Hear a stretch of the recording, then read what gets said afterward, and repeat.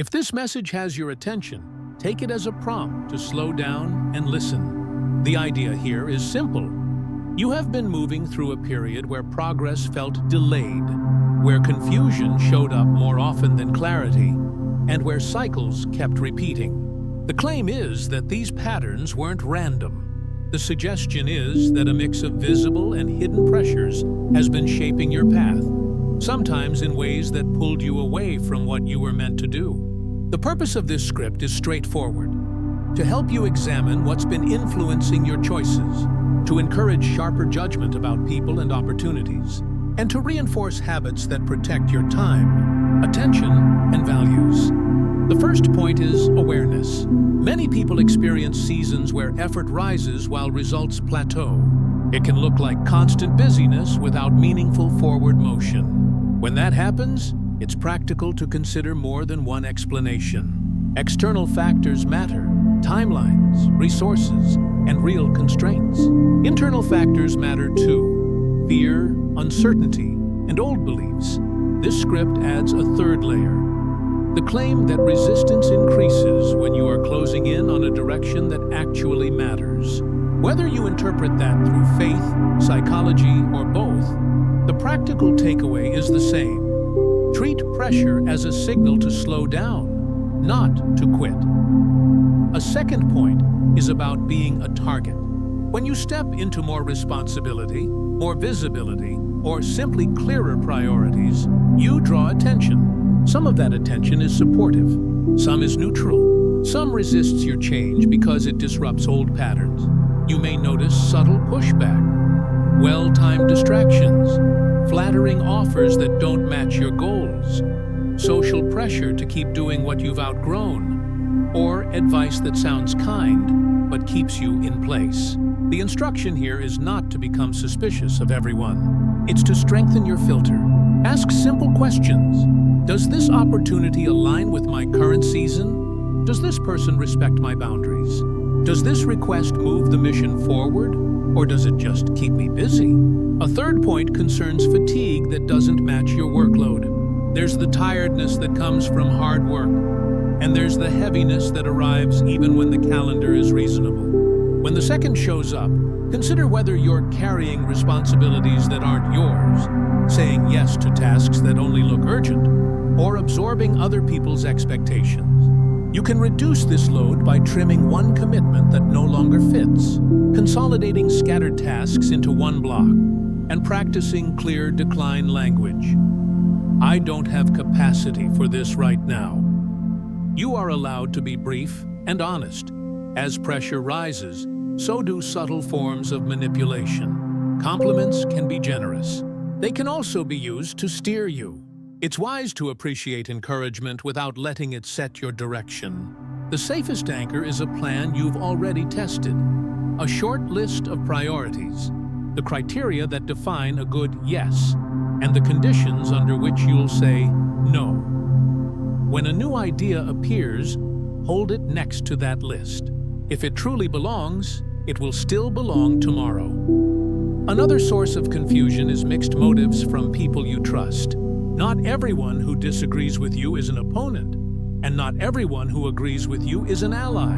The practical skill is discernment, holding a calm curiosity about others' intentions while watching what they do over time. Look for patterns. Do they follow through? Do they honor boundaries? Do they give credit? Do they speak the same way about you when you're not in the room? These observations will tell you more than strong opinions or big promises. The script also warns against consuming what dulls clarity. That applies to media, conversations, habits, and even gifts that carry obligations you don't want. The guideline is simple. If something consistently leaves you foggy, tense, or self-doubting, reduce it. If something reliably helps you think straight, quiet time, study, a healthy routine, honest feedback, prioritize it. Clarity is not only about insight, it's about inputs. There's a moment, often just before real change, when confusion spikes. You may feel torn between options, impatient for certainty, or tempted to rush a choice just to end the discomfort. In those moments, slow decisions protect you. Concrete steps help. Write the options, list the obvious pros and cons, define what would change your mind, and sleep on it. Acting from peace is not the same as delaying forever. It's choosing to move when your mind and body are no longer bracing. Testing what you encounter is a practical discipline, not an invitation to mistrust everything. Ask for specifics, request timelines, verify claims. Notice whether the peace you had before a conversation is still there afterward. If something important feels off, you don't need a dramatic confrontation. You need more information. Pausing for clarity is not fear, it's stewardship of your future. Isolation sometimes appears in seasons of realignment. People may step back, invitations may slow, old interests may not fit. Instead of labeling that as rejection, consider it preparation. Use the quieter window to clean up loose ends, learn the skills your next stage requires, and reset your pace. If you treat silence as a workshop rather than a verdict, you'll exit with better tools and calmer nerves. Opposition tends to scale with responsibility. If your work influences more people, your decisions matter more. That can attract criticism, misunderstanding, and pressure to explain yourself endlessly. Respond by clarifying expectations up front, documenting agreements, and choosing appropriate transparency. Share what you can and don't perform your process to satisfy curiosity. When you realize you can serve people without being owned by their opinions, resistance loses leverage. Saying no is a form of care for your mission and for the people who truly count on you. Not every door that opens is meant for you, and not every good thing is the right thing now. If an offer clashes with your current priorities, decline plainly. If it's close but not quite right, propose terms that make it workable. The aim is not to be inflexible. It's to be responsible for the commitments you already carry. Distractions are not always loud. Many arrive as reasonable tasks that multiply. Guard your attention by keeping a single list that you actually use, reviewing it at the same time daily, and scheduling one protected block for the work that moves your goals forward. If a day gets crowded, do the most important hour before anything else. Progress compounds when you win the morning on average, not every time. The script frames this as a spiritual contest over your future. You can also treat it as a practical contest for your focus. The actions look similar either way. Listen for what's right, choose it, and persist quietly. Doubt and fear will visit. Let them pass without rewriting your plan. If you must adjust, adjust deliberately, not reactively. As you approach the next stage, keep 3 traits in view: purity, clarity, and obedience. Purity means not compromising your standards under pressure. Clarity means acting from a grounded sense of direction, rather than impatience. Obedience means following through on what you've already decided is right, even when it's inconvenient. These are not abstract words. They describe steady behavior, honest communication, clean boundaries, fair dealing, and consistent follow-through. The script also speaks about shifts in seasons. You may be sensing that change because you feel crowded in the old routine, or because doors that used to open easily no longer do. In transitions, discomfort is not proof you chose wrong. It's proof something new is required. Update your mindset to match your current reality. Retire methods that fit a previous stage. Keep habits that serve you now. If you do that intentionally, the shift becomes navigable instead of overwhelming. Waiting rarely feels productive, but it can store value when you keep working on what you control. Effort invested in character, skills, and relationships continues to pay out long after a specific goal is met. The idea that nothing is wasted is best expressed through behavior. Finish what you start, honor small deadlines, and seek honest feedback. These basics build trust, and trust unlocks opportunities that announcements never will. Sudden reversals also happen. An email arrives, a call changes direction, or an answer appears after months of quiet. You don't need to force that. You can prepare for it by keeping materials ready, maintaining a short current summary of your work, and answering quickly when the right door opens. Being prepared is not trying to control outcomes. It's removing your own bottlenecks so you can say yes when a real fit appears. Hidden opportunities exist, often just outside your usual view. Because you can't hunt everything, define 2 or 3 places to look intentionally. One platform, one professional community, one person you'll update monthly. Share a concise sample of your work, ask a clear question, and note the responses. Over time, you'll discover where your effort returns value and where it doesn't. That information is worth more than vague optimism. Environmental clarity matters. A crowded desk, a noisy feed, or a chaotic schedule makes it harder to hear yourself. Simplify one layer at a time. Clear a surface. Archive old files. Unsubscribe from updates you never read. Put recurring tasks on a schedule. These are small acts, but they create space for signal over noise. When your surroundings are calmer, your choices tend to improve. The wilderness metaphor in many traditions points to the same thing, a period of testing that produces resilience. If you're in one now, you don't have to pretend it's easy. You can call it what it is and still choose useful actions, consistent study, functional routines, and honest conversation with trusted people. Treat discomfort as training instead of proof you're off course. What you build during quiet periods often benefits more than you. Your decisions set patterns for family, teams, and communities. When you choose integrity under pressure, others learn it's possible. When you model focus without hostility, others see a path they can copy.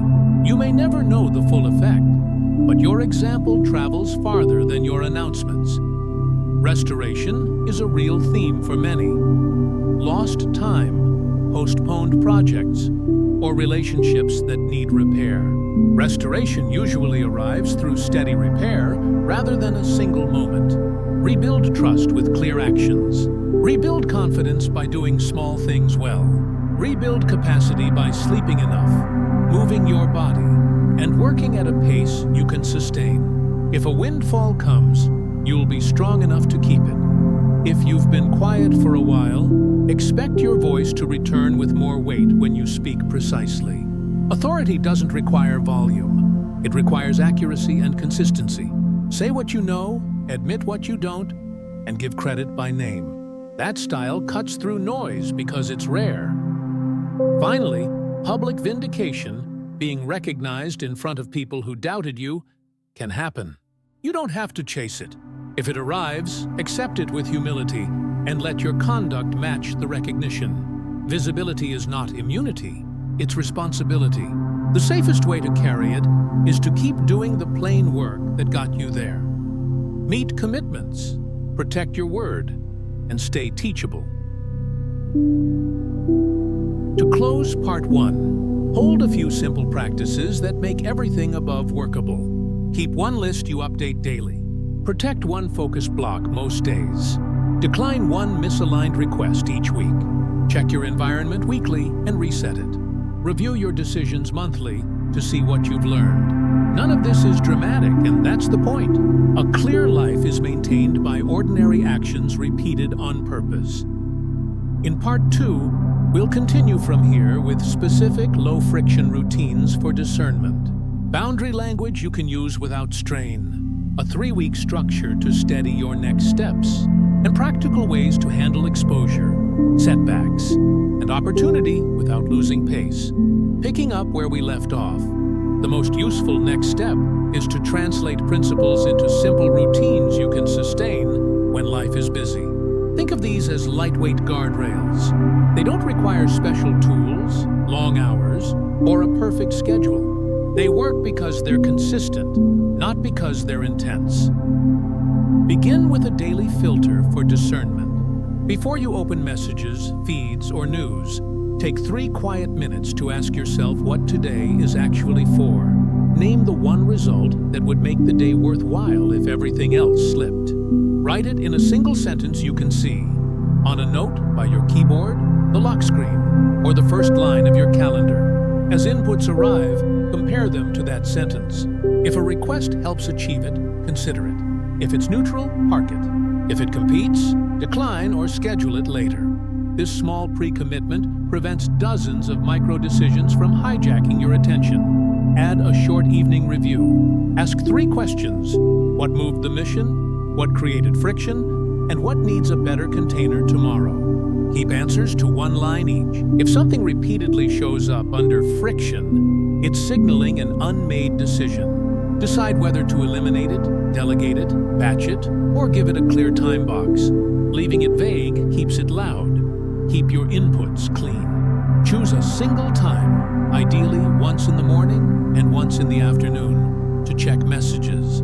If the role you hold requires faster responses, use status notes or auto-replies that set expectations, such as, I review messages at 10:30 and 3:30. If it's urgent, call. Most people respect clear rhythms when they know them. Protecting your boundaries doesn't require confrontation. It requires language you can deliver calmly. You can keep a few phrases ready so you're not improvising under pressure. For requests that don't fit, say, "Thanks for thinking of me. I'm not able to take this on." If the relationship calls for context, add, "I committed to 2 priorities this month, and I'm keeping space for them." For offers that are close but misaligned, try, "I'm interested in the idea." It would need to look like A rather than B to fit. If that works, let's revisit next quarter. For meetings that lack purpose, ask, "What decisions will we make in this time?" If it's a status review, could we resolve it in a shared doc instead? These lines are polite, brief, and final. You honor the other person without forfeiting your day. Not every boundary needs words. Structural boundaries are often more effective. If you block 2 90-minute focus windows on your calendar and mark them as busy, people will route around them. If you maintain a visible task board that shows your active work, you can point to it when someone asks for more. I can start after one of these finishes. Which should we pause? That question shifts the conversation from do more to choose intentionally. Clarity also improves when you examine your yes. A good yes usually meets 3 conditions. It contributes directly to your current outcome. It fits the time and energy you truly have, and it keeps your word clean. If an opportunity fails any one of those, your default is not now. If it fails 2, your answer is no. If it fails all 3, stop reading and move on. You can make this mechanical by rating new requests 1 to 5 on alignment, capacity, and integrity. Anything below a 10 combined is out for now. Removing the drama makes better choices routine. Handle praise and criticism the same way. Accept the information and return to your plan. When someone compliments you, say, "Thank you." File the signal if it points to something working. When someone criticizes you, ask, "What's one behavior I can change?" If the answer is concrete, test it. If it's vague or personal, let it pass. You'll save hours by acting only on feedback that produces a measurable improvement. Invisible resistance loves vague tasks. Turn everything you own into a verb that starts with a clear action. Grant becomes draft, the budget paragraph for Section 2. Fitness becomes walk 30 minutes after lunch. Outreach becomes email 3 contacts with update and 1 question. When you can start in 60 seconds, you avoid the drag of preparing to prepare. Use a 3-week structure to stabilize momentum without committing to a year-long plan. In week 1, simplify. Remove 1 project that no longer fits. Archive stale notes and reduce your daily to-do list to 3 meaningful items. In week 2, build. Choose 1 skill or system that will keep paying dividends, template a report, learn a feature that speeds your work, or document a process. In week 3, ship. Deliver something visible, a proposal, a draft, a handoff, a decision made. Then repeat the cycle with what you learned. This pattern keeps you from optimizing endlessly without outcomes, or shipping constantly without improving your foundation. Tighten your meeting hygiene. If you're invited without an agenda, ask for it. If none appears, suggest a 5-minute call or an email outline. Enter meetings with one objective you can state in a sentence. If the group drifts, bring it back to the objective. End 5 minutes early with a recap of decisions and owners. Put the next step on the calendar immediately so it doesn't vanish. When exposure arrives, more people, more opinions, more opportunities, expand slowly.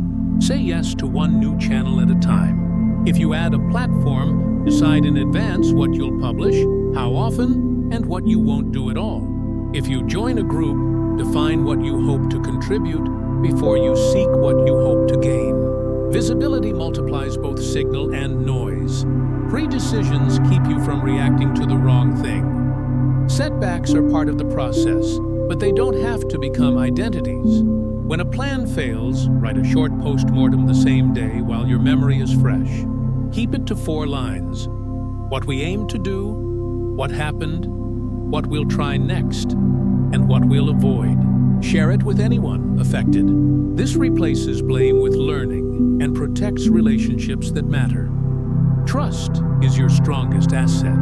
Maintain it by doing what you said, when you said, or communicating early if something changes. If you can't meet a deadline, notify the person as soon as you know, offer a new date, and deliver early on the revised plan. People forgive delays when they feel respected. They struggle with silence. Guard your physical base. Clear thinking depends on rest, movement, hydration, and decent nutrition. You don't have to overhaul everything. Choose one minimum standard in each area. Sleep, a consistent window. Movement, at least a brisk walk most days. Hydration, 1 glass of water after you wake and 1 with each meal. Food, a protein and a plant with each plate. These boring rules buy you hours of better attention. Make your room, desk, and digital spaces calm. Spend 10 minutes at the end of the day resetting the area where you work. Wipe the surface, put tools back, close files. Make your phone show only the apps you use daily on the home screen. Move everything else to folders you have to search to open. Small frictions stop big distractions. If you're in a quiet season that feels like isolation, set social habits that nourish instead of scatter. Choose 3 people you'll update weekly with a short check-in, what you're working on, and one place you feel stuck. Ask them for one practical suggestion, not a motivational speech. Offer the same in return. This keeps you connected without diluting your focus. Financial and professional opportunities will show up as you gain clarity. Vet them with the same discipline. Ask 4 questions. Who benefits? Where is the leverage? What's the true cost? And what would make this a clean exit if it doesn't fit later? If you can't answer those calmly, you're not ready to commit. If you lead a team, establish shared rhythms that protect everyone's attention. One planning meeting early in the week sets priorities. One quick daily check aligns blockers and owners. One review at week's end captures lessons. Everything else can be asynchronous unless a decision truly requires a live conversation. When the team knows what the week is for, energy stops scattering. When recognition comes, keep your posture steady. Thank the people who contributed by name. Share one clear lesson you learned and return to the work. Public credit can inflate expectations. Anchoring in process keeps you durable. You can apply a simple audit to the relationships around you without turning it into a test. Ask, is this connection reciprocal, hopeful, and honest? Reciprocity means both people give and receive. Hopeful means the relationship sees a path forward when problems arise. Honest means feedback can be delivered without penalty. If one of those is missing, adjust boundaries. If 2 are missing, reduce your exposure. If all 3 are absent, exit gracefully. When difficult conversations are necessary, use a straightforward structure. Describe the behavior you observed without adding motive. Explain the impact in concrete terms. State the new agreement you propose and ask whether it's workable. Then stop talking. Silence gives the other person space to respond and reveals whether you have alignment or a deeper issue to address. If you're pulled into comparison, replace it with reference. Comparison says, they're ahead, I'm behind. Reference asks, what can I borrow from their method? Write 3 observable behaviors you could try for 2 weeks. Evaluate the outcome. Keep what works, drop what doesn't. This turns envy into education. Keep a living document of your decisions. For each major choice, add the date, the factors you considered, the options you rejected, and your reason for choosing. Review monthly. You'll see patterns where you consistently guess right, where you overestimate, and where you need better data. Decision logs reduce regret because they show the context you actually had. Use lighting cues to shift your brain. Bright light in the morning signals start. Dimmer light at night signals stop. If you work from home, a desk lamp you turn on only during deep work can become a mental switch. Conditioned cues save willpower. When anxiety spikes, respond with action that matches the size of the problem. If the fear is vague, take a 5-minute inventory. Write every worry without editing. Circle what you can influence this week. Turn those into one-step tasks. For everything else, schedule a time next week to review. Creating a container lets your mind rest. If you find yourself stuck at the edge of a project, use a 5-line outline. Line 1, the outcome in a sentence. Line 2, the audience who cares. Line 3, the single problem it solves.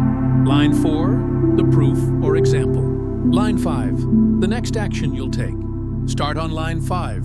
Movement creates clarity, faster than thinking your way out.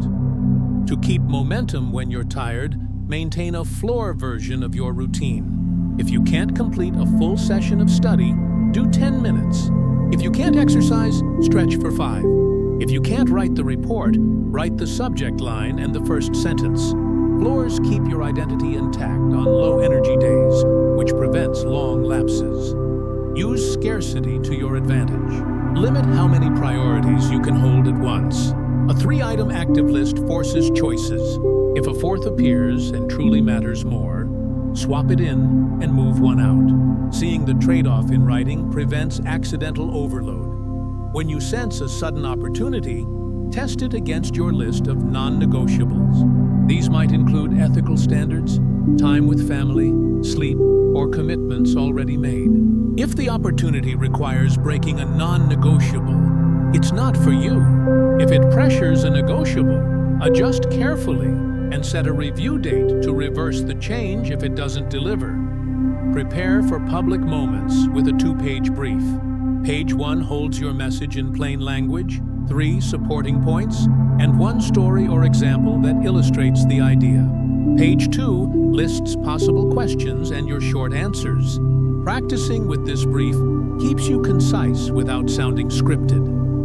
Keep humility and ambition in balance by separating identity from outcomes.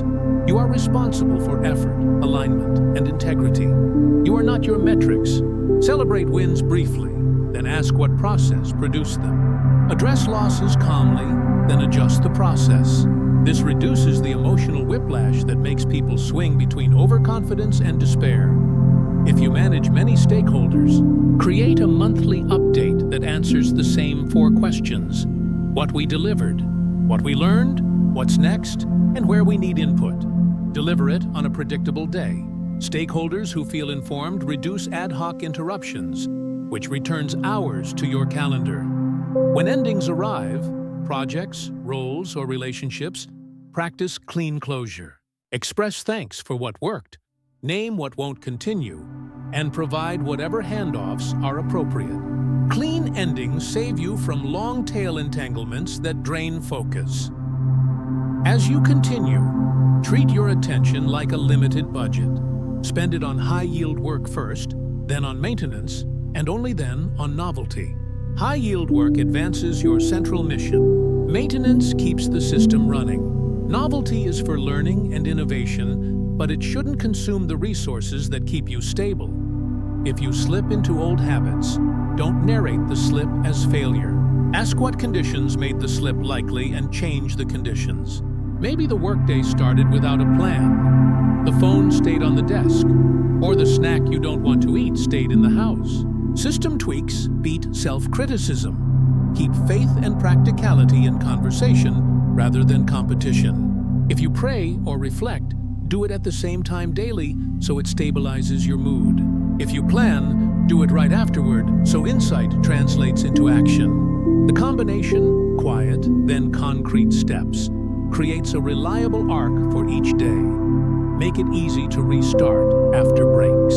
Leave the first small task for tomorrow written on a sticky note and placed on your keyboard. When you sit down, you won't need to remember where to begin. You'll act, and action restores flow. Carry a small rule for generosity. Give credit publicly and feedback privately. It builds trust fast and reduces the frictions that stall good work. When people feel seen and safe, they bring their best. When they bring their best, your outcomes improve with less effort. Every few months, revisit your definition of success. Write how you'll know you're on track in terms of relationships, work, health, and growth. If your definition is entirely external, add internal measures like calm mornings, honest conversations, and learning something new each week. External wins matter. Internal conditions determine whether you can keep winning without losing yourself. As opportunities expand, remember that your pace sets your culture. If you rush constantly, everyone around you learns to sprint and burn out. If you move with steady urgency, focused, prepared, and humane, people mirror it. The version of success you model is the one you'll live with. Finally, keep perspective. Much of what derails people is not a lack of ability, but a pileup of small, unexamined habits. You don't need a dramatic overhaul. You need a handful of clear practices. 3 minutes of morning intent, a single daily outcome, 2 focus blocks, short, honest declines, and a calm evening review. The rest arranges itself around these anchors. You now have a practical toolkit to meet pressure without losing pace, to accept visibility without surrendering focus, and to make steady progress while protecting what matters. Keep your plan near, your boundaries simple, your environment calm, and your routines small enough to repeat on ordinary days. That is how you carry purpose without being carried away by it. Chosen one, before you leave this message, pause and take a breath. Everything you've just heard is not meant to sit in your notes or fade as background inspiration. It's meant to be lived. Transformation begins when understanding turns into action. Take what resonated most and apply one step today. No matter how small, clarity grows from consistency, not intensity. If this message gave you perspective, stay connected. Subscribe to this channel so you don't miss the next guide that will help you align your thoughts, energy, and decisions with purpose. Every video here is designed to keep you grounded, focused, and moving toward the version of yourself that already exists within you. Disciplined, clear, and calm. Leave a comment sharing one insight or shift you're committing to this week. Writing it makes it real. Someone else might read your words and find strength to do the same. This community exists to remind you that awareness and growth are not solitary paths. They expand when shared. If this spoke to your current season, like the video and share it with one person who may need clarity right now. It could be the message that breaks their cycle or helps them pause long enough to realign. Remember, chosen one, silence and structure are not restrictions. They are protection. The universe or God meets action with alignment. Continue to choose calm over chaos, truth over noise, and purpose over reaction. You are being positioned for more than survival. You are being prepared for influence. Subscribe, comment, share, and keep building from a place of peace. Each small action you take here extends this message into the world. And every ripple begins with your choice to act now.